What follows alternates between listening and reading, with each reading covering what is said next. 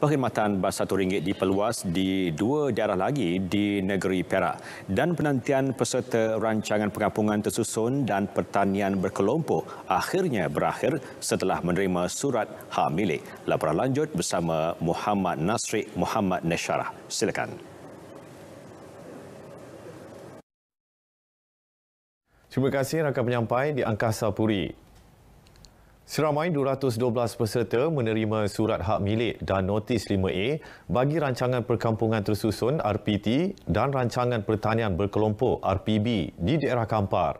Esko Perumahan Kerajaan Tempatan dan Pelancongan Negeri, Datuk Noli Ashidin Muhammad Razi berkata, surat berkenaan diberikan kepada peserta di RPB Cenderung dan RPT Air Hitam Labu serta RPT Kampung Batu Putih Tambahan.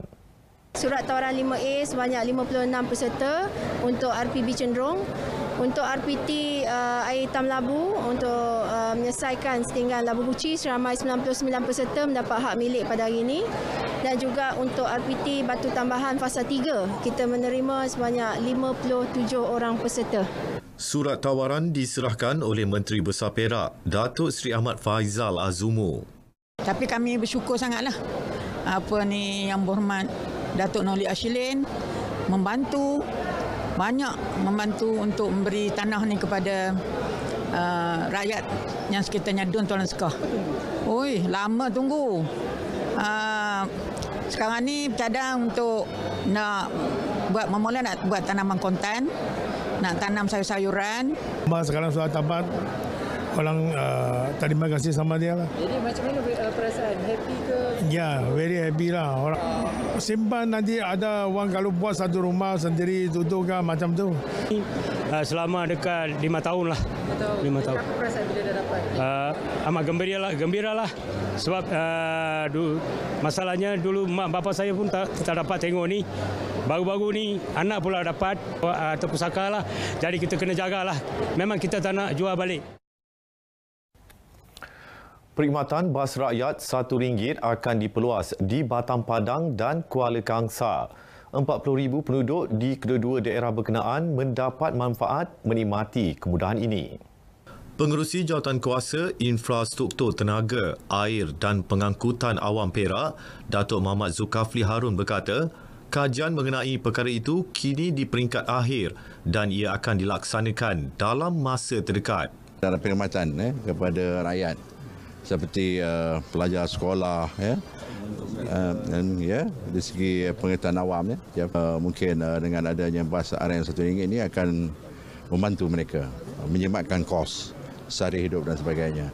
Apatah lagi masyarakat di luar bandar yang nak pergi untuk mendapat perkhidmatan atau perawatan di hospital, di pejabat kerajaan dan sebagainya. Terlaksana bas transit ini sekurang-kurangnya memudahkan kepada ibu bapa khusus untuk memastikan anak-anak mereka ke sekolah. Ikut laporan daripada sekolah-sekolah yang saya nyatakan tadi bahawa sekolah-sekolah ini hujung tahun kedatangan murid amat teruk sekali. Sebab daripada jawatankuasa sekolah mengatakan bahawa kemudahan bas atau transport ke sekolah agak sukar sekali. Kerajaan negeri akan menyumbangkan RM50,000 kepada Mahat Tahfiz yang terbakar di Kampung Lambur Kanan, Seri Iskandar, Khamis lalu.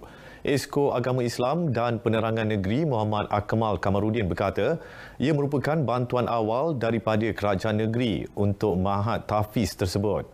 Kerajaan negeri kita alu-alukan sumbangan orang ramai dan saya difahamkan pematap dan juga pihak sekolah telah pun mula melancarkan sumbangan. Sumbangan ini bukan apa untuk ramai-ramai berkongsi saham akhirat. Yang keduanya pihak kerajaan negeri juga ingin berkongsi. InsyaAllah kita akan bagi sumbangan awal ini sebanyak RM50,000 lah, insyaAllah. Beliau berkata demikian ketika melawat lokasi kebakaran. Dalam kejadian itu, 115 pelajar lelaki berjaya menyelamatkan diri apabila 3 blok di Mahat Tahfiz tersebut terbakar melibatkan kerosakan pada bahagian asrama, stor, dewan dan bilik kuliah. Sekian sumbangan berita dari Perak. Kita kembali kepada rakan setugas di Angkasa Puri. Salam hormat.